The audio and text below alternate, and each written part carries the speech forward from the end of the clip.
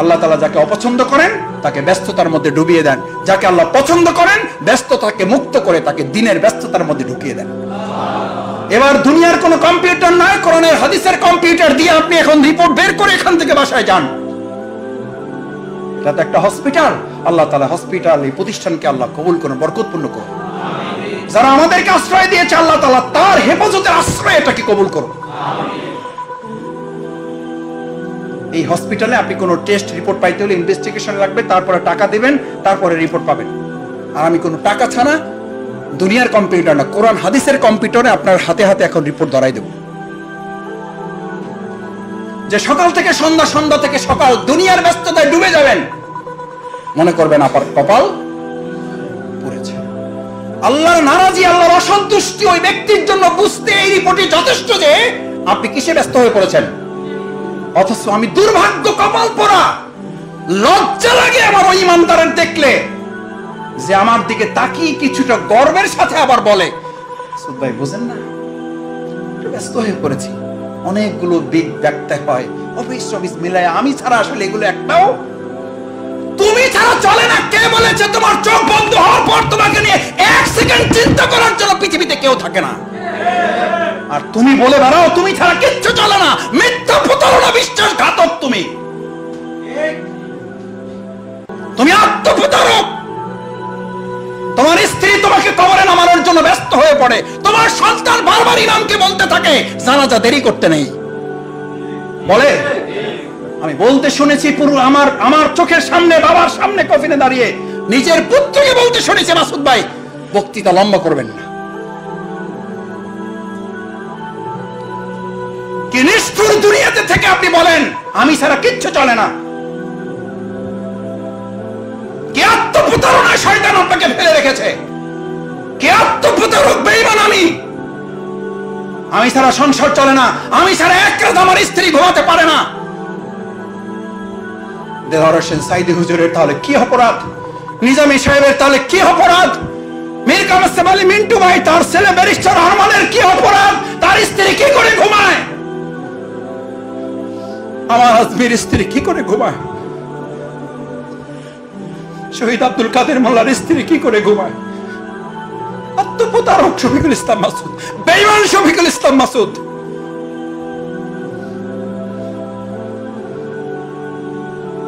আমার সন্তান আমাকে ছাড়া ভাত খায় না, ব্যারিস্টার আরমান ভাইয়ের সন্তান কি করে ভাত খায়? কি করে ভাত খায়? আমি সেই বাসায় গিয়েছিলাম, তাদেরকে ডাক্তার দেখাতে হয় না, তাদেরকে মানসিক রোগ হসপিটালে ভর্তি করতে হয়েছে। মাসুদ ভাই কোন পুরুষ লোক দেখলে বলে এটা আমার বাবা। আমাদের বাবা কোথায়? আমার বাবা যদি মারাও না যায়, যদি কবর না থাকে, তাহলে আমার বাবা তো বেঁচে আছে, এইটা আমার বাবা। অসুস্থ হয়ে পড়েছে মানসিক ভাবে, বলছে যে জন্য আমরা কোথাও বের হই না, কোনো পুরুষকে সামনে দিতে দেই না, আপনাদের সাথে আমরা দেখা করতে পাঠাই না, দেখলেই আপনাদেরকে গলা জড়িয়ে ধরে বলবে এটা আমার বাবা।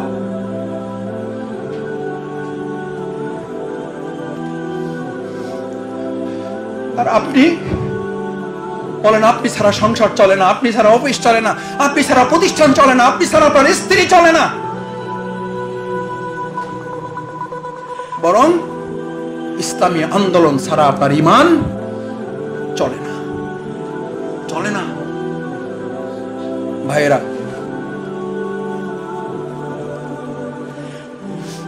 আলোচনা লম্বা করছি না, শেষ করে দিচ্ছি। কি মাহিবা ওয়া কারিহা, পারবো পছন্দের মাপকাঠি ইনশাআল্লাহ। রুকুনিয়াতের প্রথম শর্ত এটা। দ্বিতীয় শর্ত ফিল উসরি ওয়াল ইউসর, কঠিন হইলেও করব, সহজ হইলেও। এটা সাহাবীদেরকে আল্লাহ রাসূল সাল্লাল্লাহু আলাইহি ওয়াসাল্লাম বলেছেন, এটা জামাত ইসলামী আপনাদের কর্মীদেরকে আমরা শোনাচ্ছি।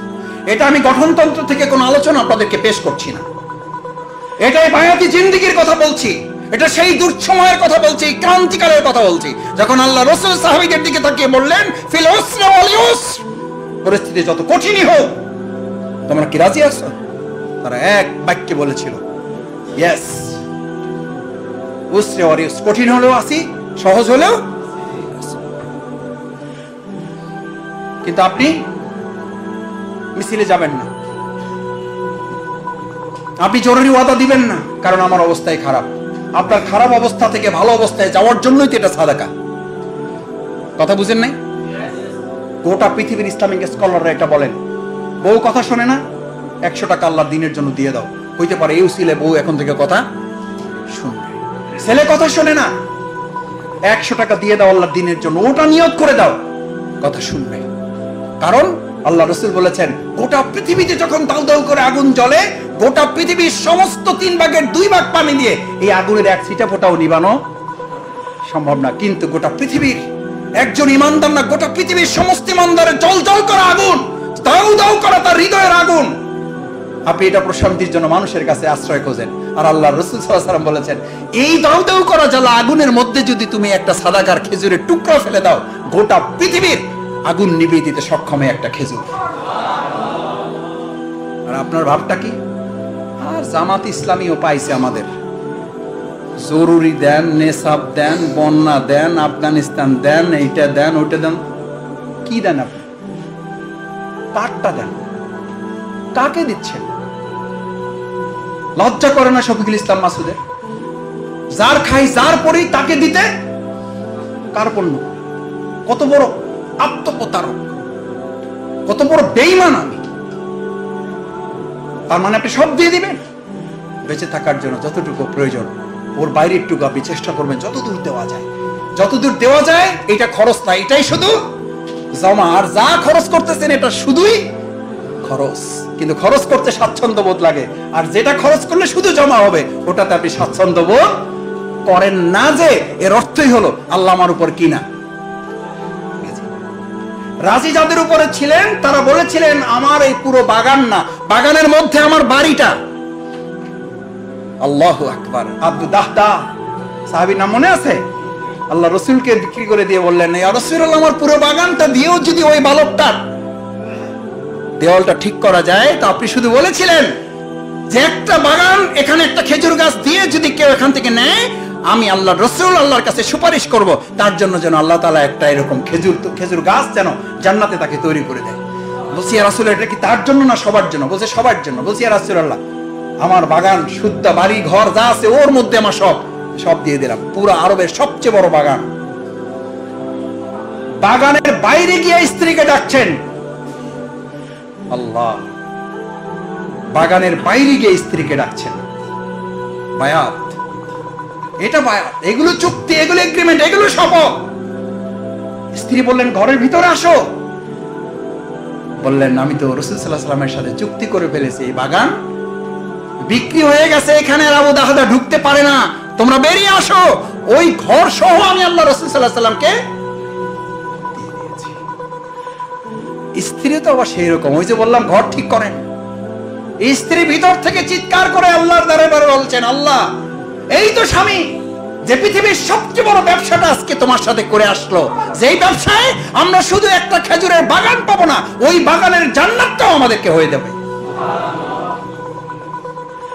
এরকম স্ত্রী চাই, এরকম স্ত্রী তৈরি করে নিতে হবে।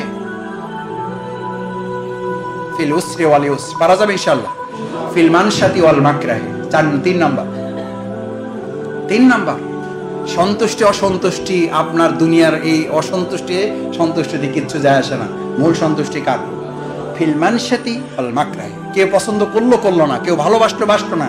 যেমন কয় যে আমি জামাত ইসলামী করলে ভাই আমার তো একটু লোকেরা চাপে বেশি, তো চাপুক। আল্লাহ রাসূল সাল্লাল্লাহু আলাইহি ওয়াসাল্লাম বলেছেন, আল্লাহ, আপনি আমাকে এক চোখের পলক পরিমাণও আপনার থেকে আমাকে কি করবেন না, আলাদা করবেন না, আমাকে গোটা দুনিয়ার সামনে ফেলে দিবেন না। ফিল মানশাতি ওয়াল মাকরাহি, পছন্দ সন্তুষ্টি অসন্তুষ্টি যেন আমার সাথে, আল্লাহ আপনার সাথে যেন থাকে। এটা বায়াতের আরেকটা চুক্তি। দুনিয়ার কে সন্তুষ্ট হলো, কে পছন্দ করলো, কে করলো না, কে ভালোবাসলো, কে চাকরি রাখলো না, কে ব্যবসায় সহযোগিতা করলো, কে ব্যবসায় সহযোগিতা করলো না, ওই ডোন্ট কেয়ার দেয়ার।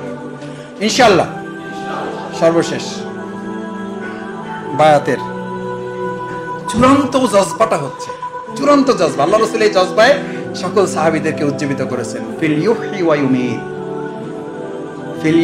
ইউমিত, যদি এই বায়াত, এই শপথের দাবি আদায় করতে গিয়ে তুমি জীবন মৃত্যুর মাঝখানে দাঁড়িয়ে যাও,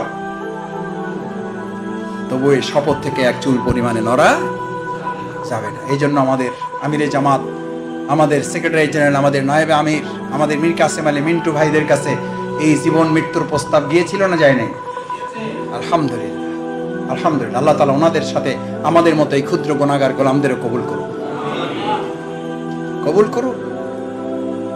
ফিল ইউহি ওয়া ইউমিত, জীবন মৃত্যুর ফয়সালাও যদি এসে যায়, তার মানে এসে যেতে আল্লাহ রাসূল যা কথা বলেছেন কোনোটা অবাস্তব না, এগুলো বাস্তব এসে গেছে বহু লোকের জীবনে। এটা শুধু জজবার ব্যাপার না, শুধু জোশের ব্যাপার না, এটা হোশেরও ব্যাপার, এটা বাস্তবায়নের ব্যাপার। ইসলাম কোনো মাত্র ফ্লোটিং কোনো বিষয় না, ভাসমান কোনো বিষয় না, এটা প্র্যাকটিক্যাল ব্যাপার, এটা জমিনের সাথে লেগে থাকার ব্যাপার। জীবন